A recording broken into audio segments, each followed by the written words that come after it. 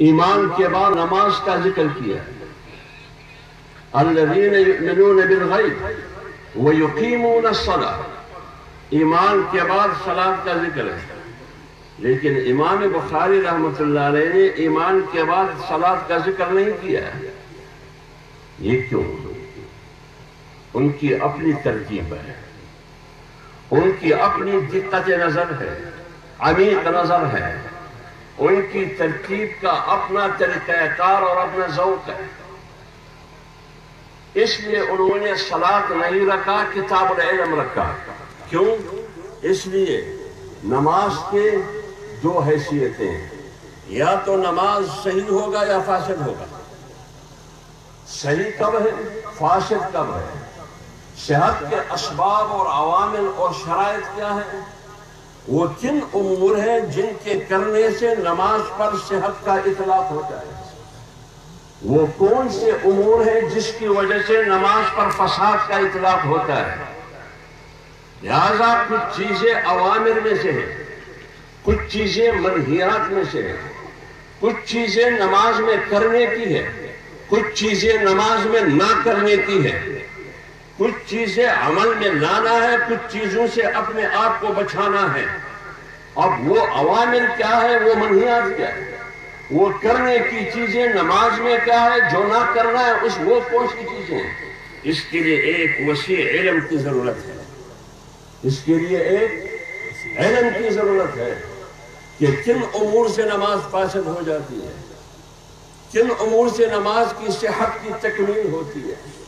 اس لیے امام بخاری نے کہا کہ صلاۃ سے پہلے صلاۃ کا علم ہونا ضروری ہے، ان کی اصول کا، ان کے احکام کا، ان کی شرائط کا، ان کے ارکان کا۔ تو ایمان کے بعد انہوں نے کس کتاب کا عنوان رکھا؟ کتاب العلم کا۔ پھر اس کے بعد امام بخاری رحمۃ اللہ علیہ نے پھر کتاب الصلاۃ نہیں رکھا، کتاب الطہارت رکھا۔ وہ اس لیے علماء سمجھتے ہیں، طلباء سمجھتے ہیں کہ طہارت وضو شرط ہے، نماز مشروط ہے، اور شرط ہمیشہ مقدم ہوتی ہے مشروط سے۔ اس لیے طہارت کو پہلے رکھا اور صلاۃ کو بعد میں رکھا۔ یہ کبھی نہیں ہو سکتا کہ میں نماز پہلے پڑھوں وضو بعد میں کروں، یہ ہو سکتا ہے؟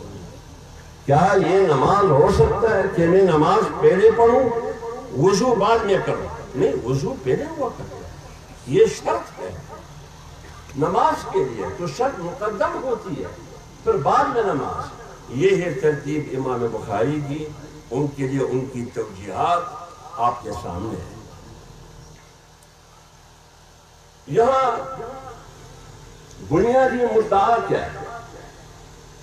بنیادی مدعا امام بخاری نے یہ رکھا ہے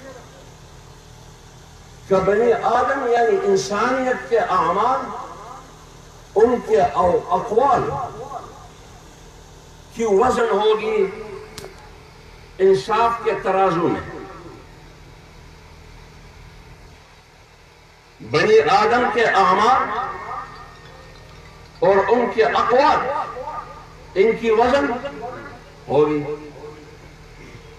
اس پر انہوں نے دلیل قائم کیا، مدعا یہ رکھا کہ دنیا میں جتنے بھی اعمال آپ کرتے ہیں، درست ہو یا نہیں، نیک ہو یا برے، اس کا حساب کتاب ہوگا۔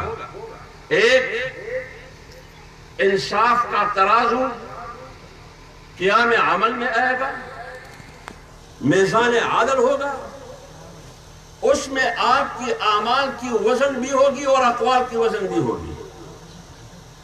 یہ مدعا ہے ان کا۔ اس مدعا کے لیے دلیل کی ضرورت ہے۔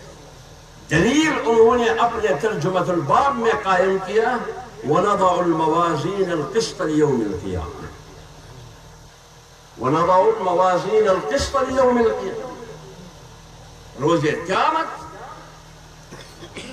اعمال کی اور اقوال کی